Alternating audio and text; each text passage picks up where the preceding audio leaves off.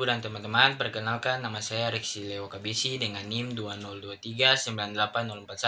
Saya berasal dari Universitas Patimura, Fakultas Teknik, Program Studi Teknik Perminyakan.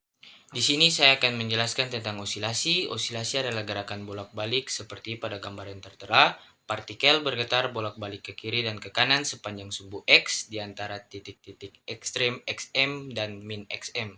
Maka dari gambar tersebut dapat dikatakan frekuensi didapat dari jumlah osilasi per detik 1 Hz sama dengan 1 S pangkat min 1. Periode waktu yang diperlukan untuk satu osilasi lengkap atau siklus T sama dengan 1 per F. Perpindahan XT suatu partikel dari posisi keseimbangannya di mana XM adalah amplitudo.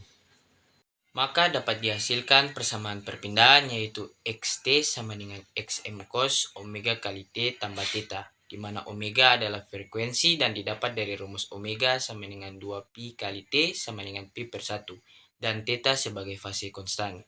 Dari persamaan tersebut bisa dicari rumus awal kecepatan yaitu dx per dt dan bisa diturunkan menjadi V sama dengan A sin omega kali T. V sama dengan min omega kali XM sin omega kali T tambah theta.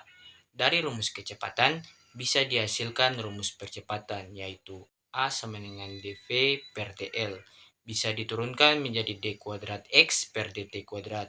Maka menghasilkan A sama dengan d A kali omega cos omega kali T per D. A sama dengan min omega kuadrat kali XM cos omega kali T tambah theta.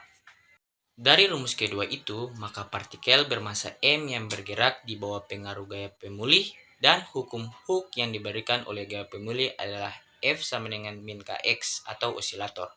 Atau bisa ditulis harmonik linear sederhana dengan omega sama dengan akar M per K untuk mencari frekuensi dan T sama dengan 2pi akar M per K untuk mencari periode.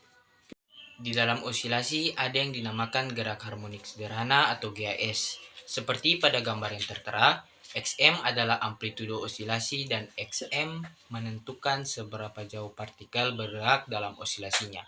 Dan mendapat persamaan XM cos omega kali T sama dengan XM cos omega kali T kecil tambah T besar, di mana T kecil adalah waktu dan T besar adalah periode. Fungsi yang di atas adalah fungsi kosinus dan terulang ketika argumennya kita harus mengingat fasenya sebesar 2pi radian. Maka omega kali T kecil tambah T besar sama dengan omega tambah 2pi. Omega kali T sama dengan 2pi. Bisa juga didapatkan frekuensi sudut yaitu omega sama dengan 2pi per T sama dengan 2pi kali F. Dan yang terakhir adalah gambar grafik periode dan frekuensinya sama tetapi amplitudonya berbeda. Dengan keterangan amplitudo merah lebih tinggi dan juga lebih rendah daripada amplitudo biru. Sekian penjelasan dari saya, terima kasih.